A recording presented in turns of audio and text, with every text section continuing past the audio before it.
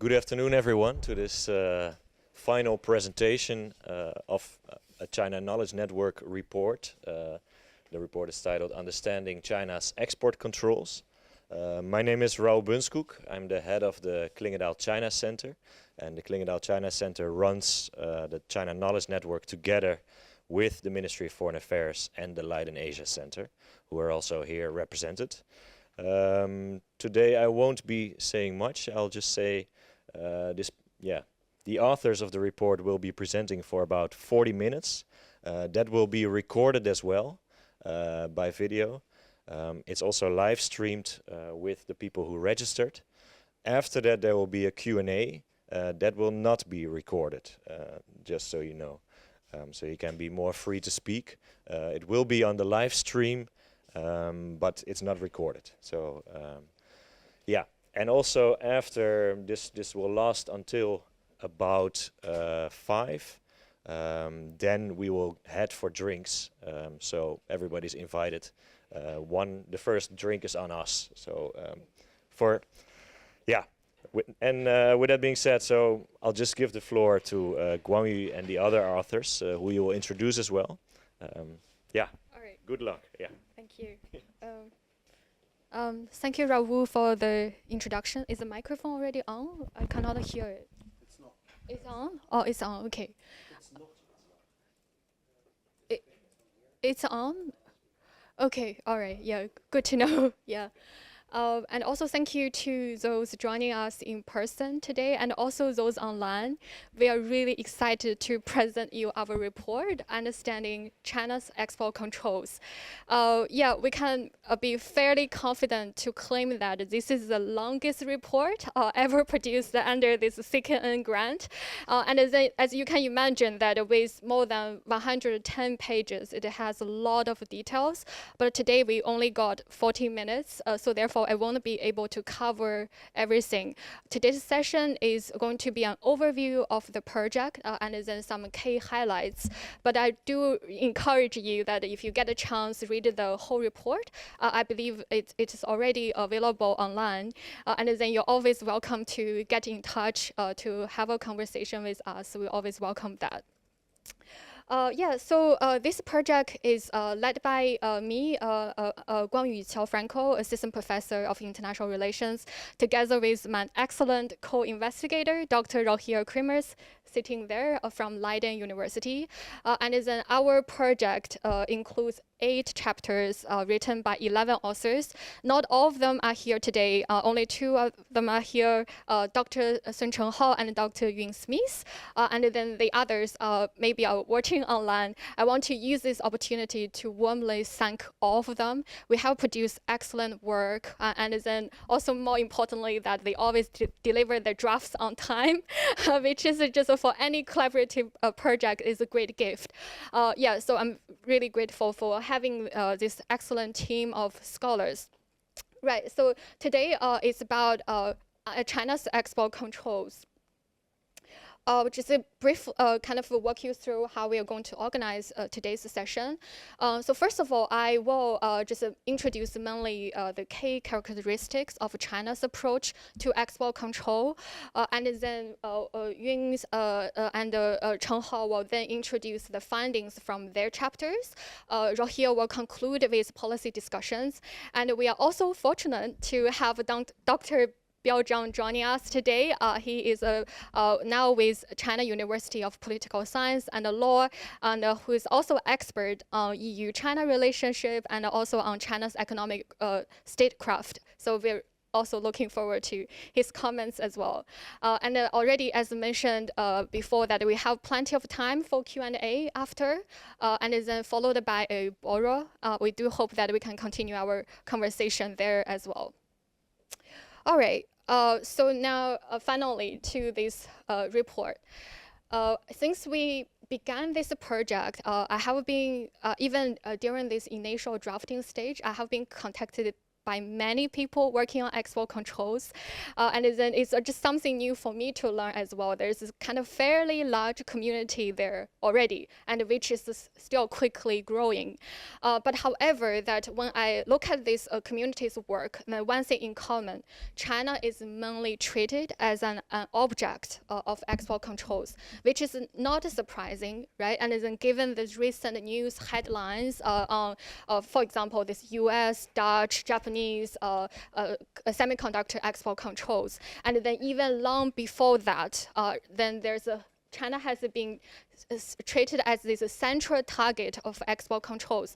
In the first chapter of our report, and then which includes a very detailed historical review, and then we found out that for quite some time during the Cold War, China was subject to even stricter export controls than Soviet Union, as you can imagine, that has a position there.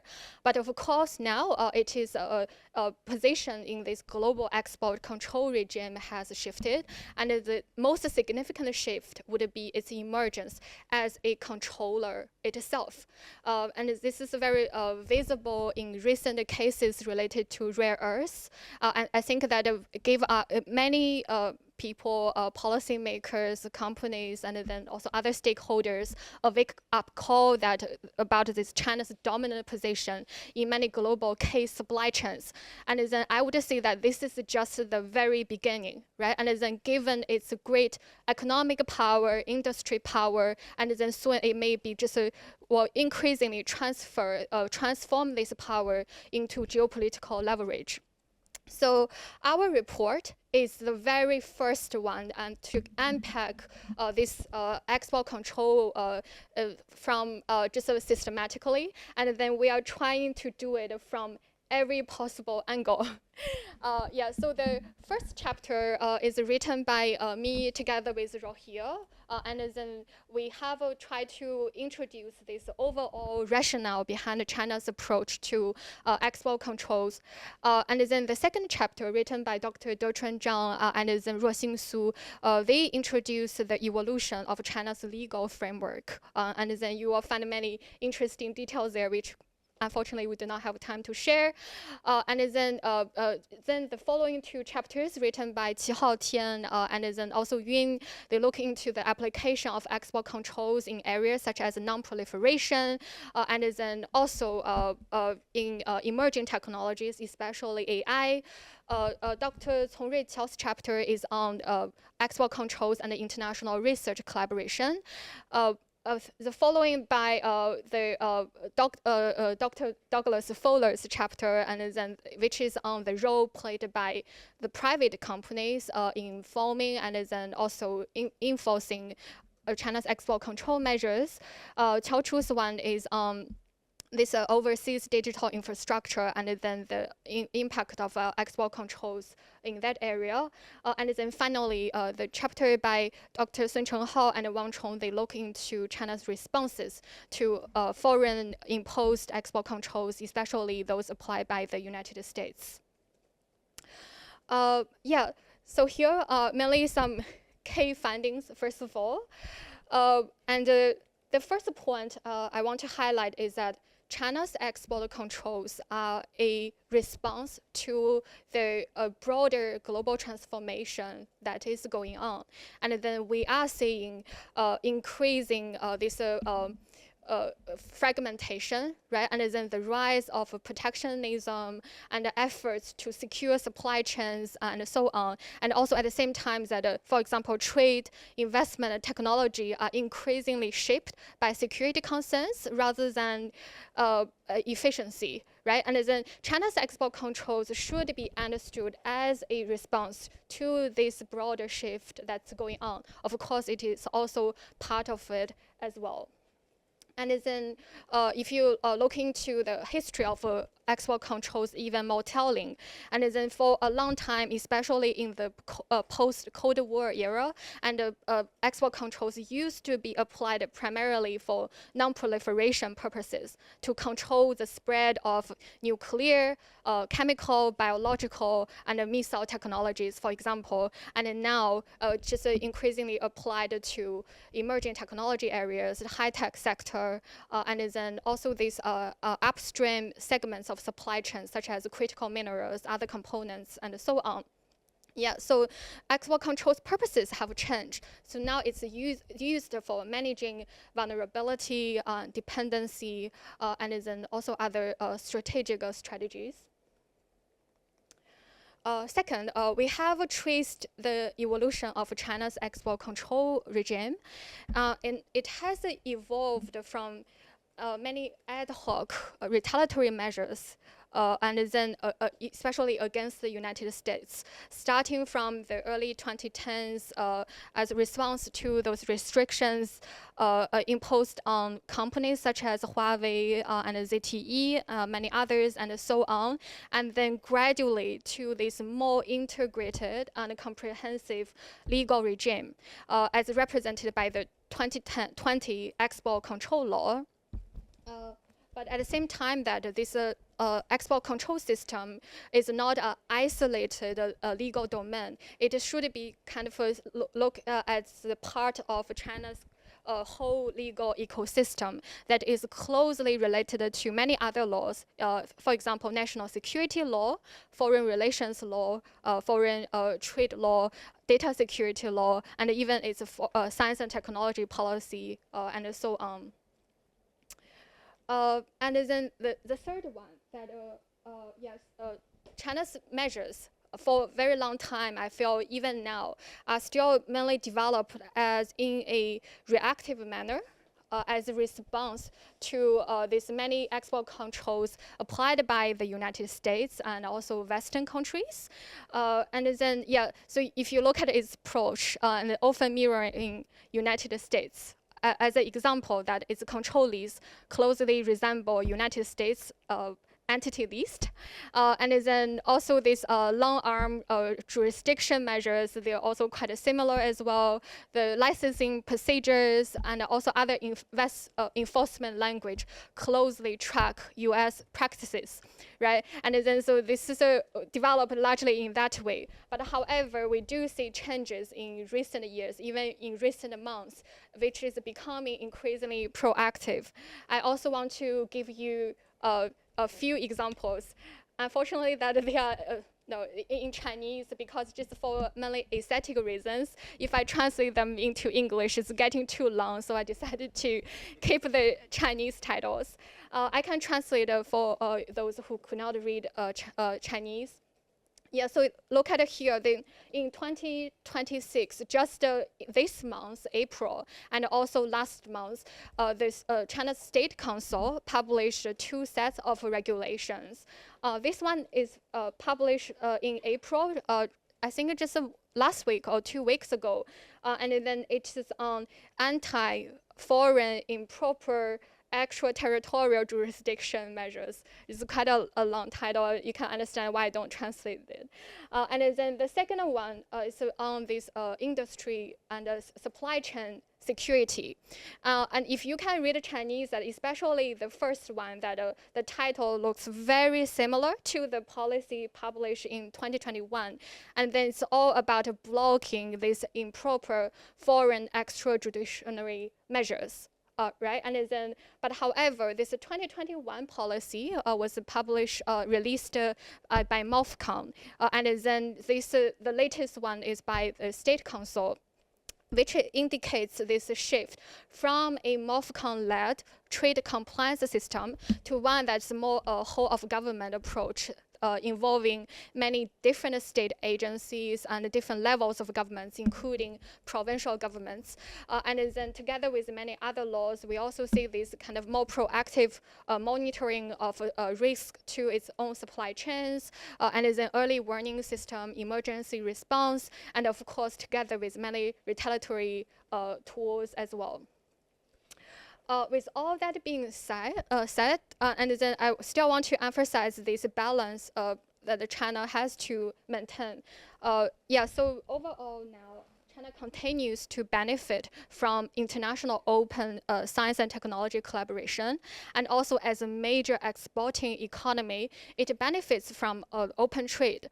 And then, so therefore, it is still trying to avoid this over politicization of trade, while at the same time that to protect its national security in an environment of intensified competition.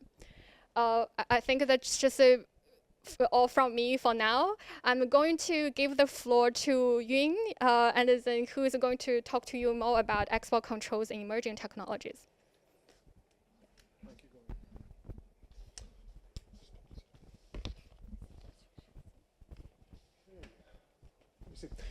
Thank you very much. First of all, I want to say a thank you both to Guangyu and to Rohir for including my work as part of their project. It's a pleasure and a privilege to be part of this. It's such an exciting thing to do, and I think it's the right question at the right time. So thank you very much. I'm going to say a few words about export control. I only have 7 minutes, so I'm going to have to be fairly brisk. Here on the board is a summary of what I have to say to you. I'm going to start with 2 points about the general situation in export control. I'm then going to say a little bit about the Chinese regulations and policy statements about where China stands on export control. And I'm going to draw 3 key conclusions that I think are important for European states responding to these trends. So what's the first point? I'll explain this slide in a moment. Liberal 20th century export control regimes, in my view, are artifacts of a post-war desire to counter arms proliferation. They rely on familiar ideas like dual-use technology in order to achieve what they seek to achieve. The trouble is, in 2026, export control, whether it's in China, the United States, many other states, serves a much wider set of foreign policy objectives. They serve a conception of national security, not just multilateral proliferation control, and that conception of international security includes economic security and tech security as a component. That's true both in East and in West. A result is that the distinction between civil and military technology has eroded, especially in China, which explicitly adopts a policy of civil and military fusion. So the first point that I make is I think we need an export control framework for a world where the only technology that is not dual use is the nuclear bomb. Everything else is dual use and as such needs to be regulated differently. If this is a technological conflict, and I think that's one way to read what is happening in export control both in the United States and China, if it's a tech conflict, the front line is everywhere. It has to do with everything. I'll explain why this is relevant in a moment. The second point I have to make is about the new oil. Clive Humby said data is the new oil. More recently, a number of prominent AI scientists, including Jonathan Ross, have glossed this to say compute is the new oil. And the question that I pose in my chapter is, well, what exactly is this new oil? Successful AI industries need computing power, but they also require, for example, advanced algorithms. They require data on which to train models and so on. They need data centers, but they also need data scientists, researchers, coders. They need access to large, high-quality data sets, lawful and reliable modes of data acquisition, storage and retrieval, and so on. I think this point casts a long shadow over the way that we assess the US technological containment strategy, which began under the Biden administration on the 9th of August 2022. That led to a confrontation over compute. And if we look for Chinese export control regulations that respond, there's relatively little to find. Relatively little to find. I think China's strategy has been to proliferate at low cost, not to restrict that proliferation. But if we take a broader view of what the component parts are for an AI supply chain, then there is more to say. This brings me to what I'm going to call the fangzhen, the sort of general line, the strategy, the zhengci, the policy, the tactics, and the law that implements both of those things. As I've said, if we were expecting to find a direct equivalent for the AI diffusion strategy, the AI diffusion regulation in China, we'll come up empty-handed. But if we look more broadly, there's more to say. China's 2025 export control regulations, that we're going to talk about in detail in a second, aren't just merely rules designed to counter proliferation. The rules that facilitate technological development on the most advantageous terms. They protect some things while fostering an open trade environment for others. If we see this in terms of both of the top-level strategy and the regulations, I think we can see the picture very clearly. There's something called the dual circulation strategy that governs the way that China engages in trade globally. The essence of that is that China needs to remain open to global markets while protecting its own. It needs to foster dependence on products within a global supply chain while preventing competitors cutting China's own supply chains. I'll give you a couple of examples. The 2017 State Council New Generation Artificial Intelligence Development Plan is the wellspring of a lot of central policy in China in this field. It says, and I quote, "No country or region should abuse export control measures, apply double standards related to non-proliferation, or abuse multilateral mechanisms related to export control for the purposes of discrimination and exclusion." That's one front of the dual control strategy. In turn, export control should not undermine the legitimate right of other countries to the peaceful use of controlled items. The 15th five-year plan was published after this went to press, but in brief, it very strongly supports that function, that general plan. We see this implemented in regulations as well as the sort of top level of the State Council New Generation Artificial Intelligence Development Plan, the 2021 State Council White Paper on Export Control, which I've just quoted. We see this, for example, in the October 2025 regs, which restrict the use of rare earths in the production or research or development of 14 nanometer or smaller logic chips. We also see it, though, in the other component parts of the AI supply chain. Take Article 2, for example, the Data Protection Law. Data handling activities carried out outside the territory of the PRC that harm the national security of the PRC, the public interest, or the lawful rights and interests of citizens and organisations are to be pursued for legal responsibility in accordance with the law. So that's another component part, the other front of the dual circulation strategy. But I'll give one more example, because AI isn't just about compute and data, it's also about the people who make algorithms that manage both of those inputs. Chinese researchers have not quite unrestricted, but still very extensive access to universities, research centres, and experienced AI researchers return to China with their expertise. That flow is not the same in the other direction. As Qiao Rui, another of our colleagues, has published in her chapter, experienced data scientists working on sensitive technology in China, in Chinese institutes, companies, and universities, have a restriction on their ability to publish and their ability to travel. As I note in my chapter, following the publication of DeepMind, relatively junior staff at DeepSeek have to surrender their passports to their work unit. So the point I'm making is that if we consider this in the round, not just as compute, but also as data, algorithms, people, we see a different sort of technological containment strategy on both sides. I think there are two general conclusions I can draw here. One is an overall conclusion about the nature of what's happening. The other is about how we respond to it. And after I've said that, I will sit down and hand over to the next person. The first point is that export control has shifted away from the post-war counter-proliferation framework towards a more agile tool of national foreign policy.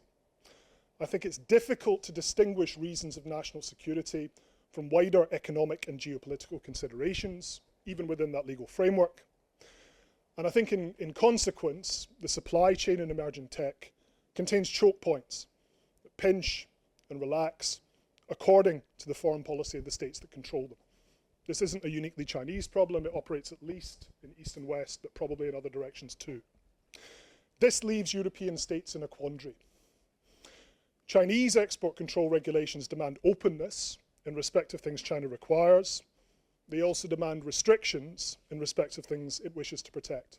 So do the American regulations. So if this is a trade war, it's not clear what the victory conditions might be. And meanwhile, the non-combatants might have to pick sides. How do we respond to these consequences? Well, I have two ideas. One is we need to update our national legislative frameworks. Our legislation is ill-suited to the kind of agile uses that China and the US make of them now.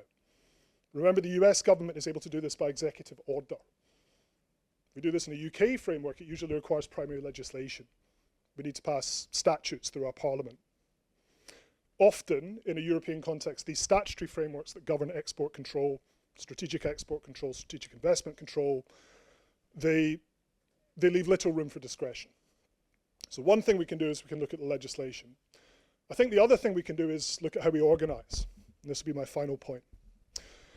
Decisions about targeted sanctions, strategic export control, import control, investment control might sensibly be located in the same department. And certainly in the UK, that's split across at least 3 and probably many more departments. If we coordinate that policy in the right way, the right people with the right expertise make the right decisions. I think it would be wise for these frameworks to be harmonised with significant allies or partners. I think that's my 7 minutes. Thank you very much for listening. I look forward to talking about this in the Q&A.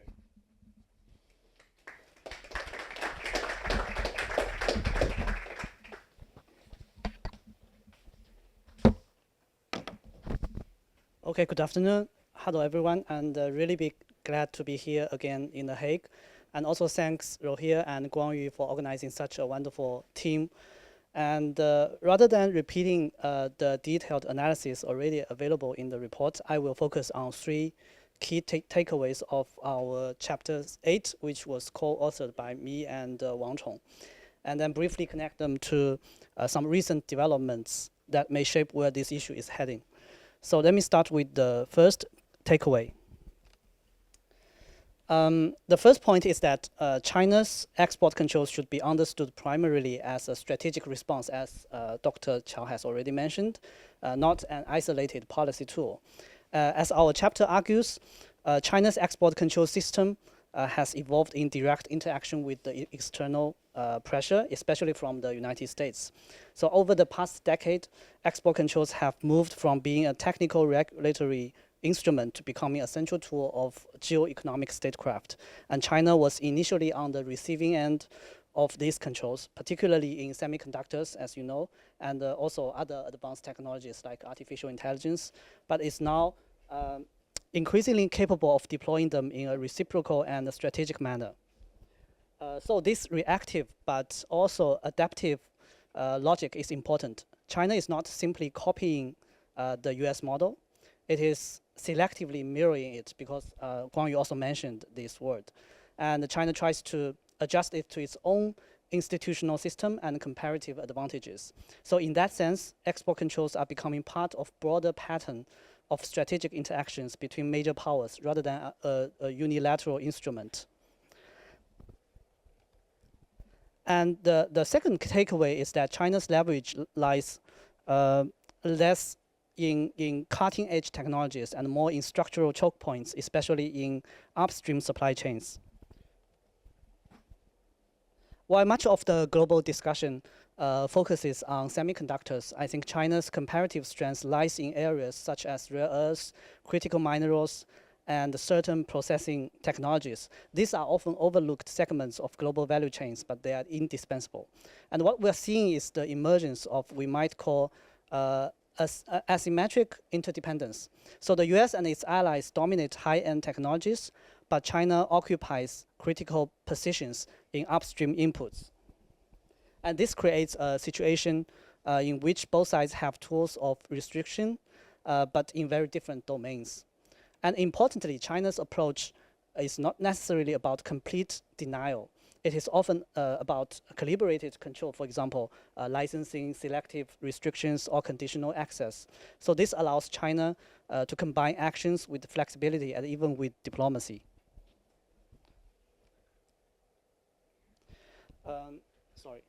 And the third takeaway is that China's export control strategy has both defensive and proactive dimensions. So on the defensive side, export controls are used to respond to external restrictions and to reduce vulnerabilities, especially in areas like semiconductors. But on the proactive side, they are also linked to industry policy. In some cases, restricting the export of raw materials may encourage downstream production at home, what the report described as an upselling effect.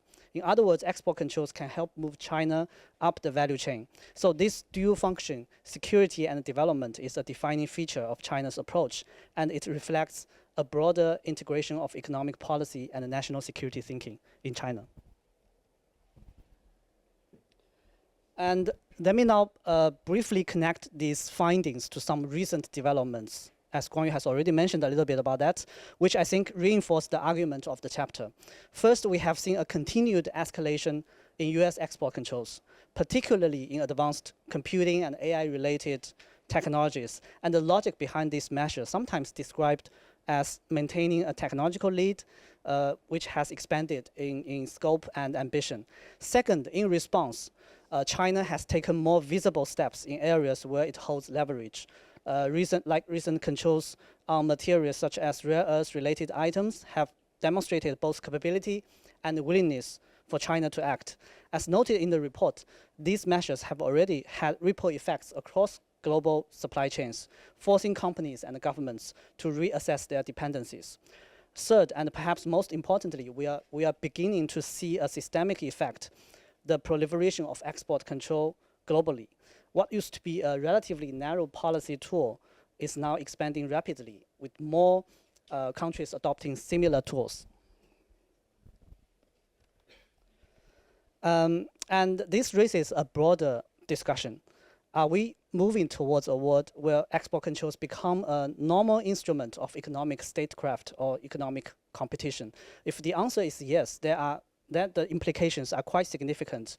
So we may see increasing fragmentation of global technology ecosystems, more politicization of supply chains, and a gradual erosion of the assumptions that underpinned economic globalization over the past few decades. So at the same time, I would also emphasize that this trend is not entirely linear or irreversible. So despite the growing competition, there are still strong incentives for restraint. Export controls are costly. For example, they disrupt markets, they create uncertainties, and can generate unintended consequences, including accelerating technological self-sufficiency on the other side. In that sense, what we are witnessing is not simply decoupling, but a more complex process of selective interdependence. So maybe let me conclude with one final thought. I think the evolution of China's export control system is not just about China. It is part of broader transformation in how major powers think about the relationship between technology, economics, and security. So export controls are becoming a central arena where this transformation plays out. Understanding this dynamic, how different actors perceive risks, define their own interests, and use their own policy tools will be essential for policymakers, businesses, and researchers alike. And perhaps most importantly, I think managing these dynamics will require not only competition, but also communication to prevent misperceptions, reduce escalation risks, and maintain a degree of stability in an increasingly fragmented system. I think I should stop here. Thank you very much. And I very much look forward to the discussion later. Thank you.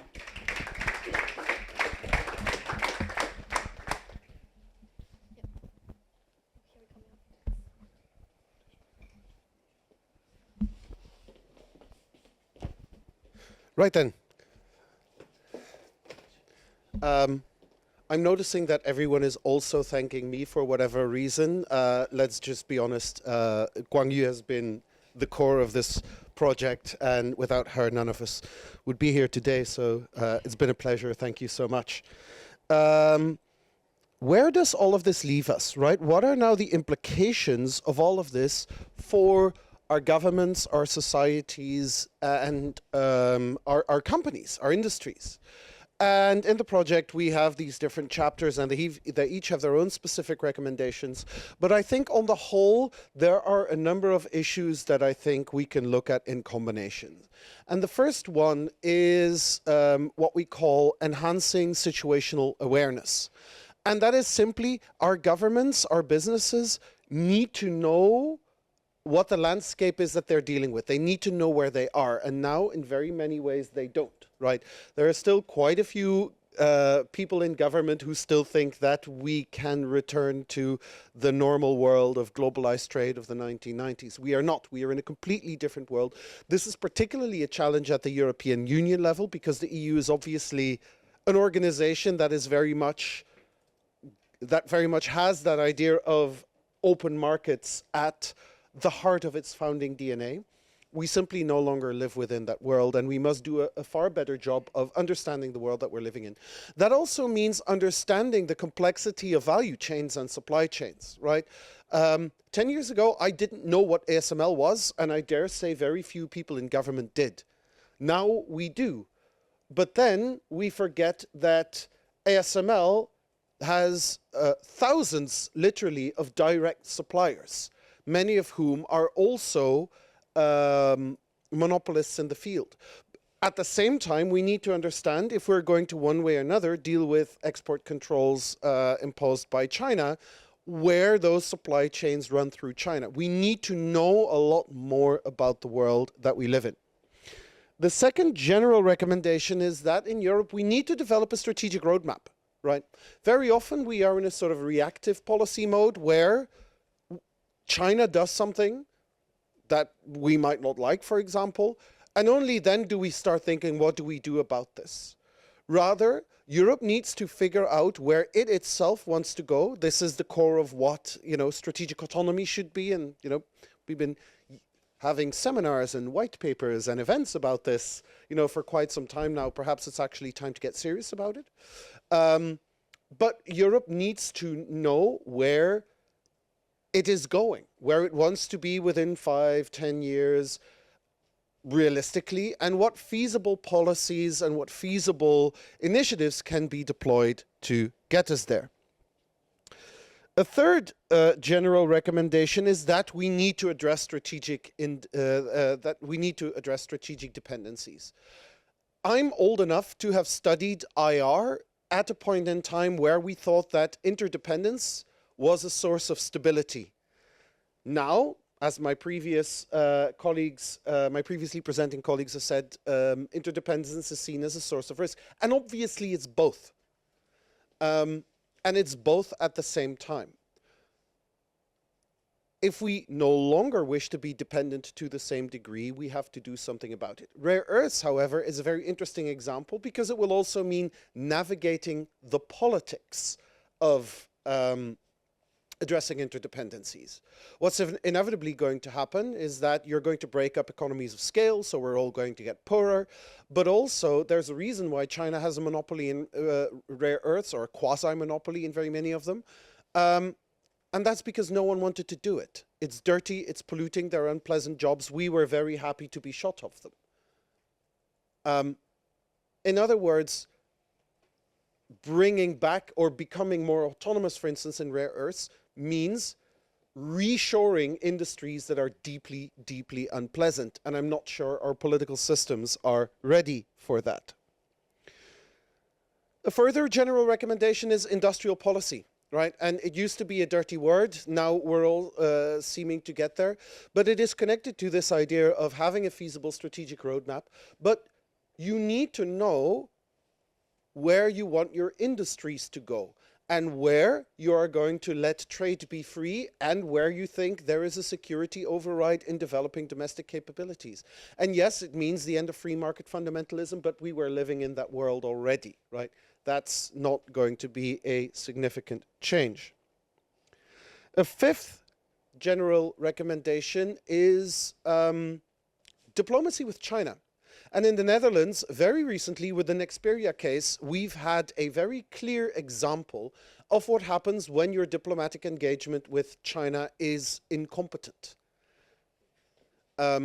Where the Dutch government imposed measures without clear coordination with Beijing, and it led to a response from Beijing that I personally think it was a lot more vociferous than it might have been had good diplomatic engagement been there, right? And certainly, if we have worries, trust me, Beijing has them as well.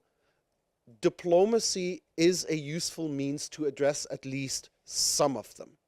because Beijing also doesn't enjoy living in a world that is unpredictable and security oriented. And particularly with the United States having gone, shall we say, particularly unpredictable or capricious, not to use the word bonkers, right? There may be more for Beijing and Brussels and European member states' capitals to talk about than we used to presume. Our sixth general recommendation is consolidating European export control legislation. Ewan already talked about that, so I will not go into greater depth, but we need to become quicker, more agile, more flexible in our responses as well. And the last is we need to engage also within Europe with business needs, right? I think we are still underestimating the enormous potential damage to European prosperity that might result from an escalation of the trend of economic warfare that we're already seeing. But at the same time, we still need to have a discussion about how European businesses can be kept viable as well. And that should not result in excessive protectionism. That will only consign ourselves to irrelevance in the long term. But we do need, I think, a grown-up conversation about what it means for European businesses to survive in the world. We have just solved the problems of the world in a single afternoon, or at least that's what we think. I will now ask my fellow panelists to move their chairs to the middle of the room. Oh, sorry, yes, we have a discussant. Okay. So we'll move the chairs after you're done. You have the floor.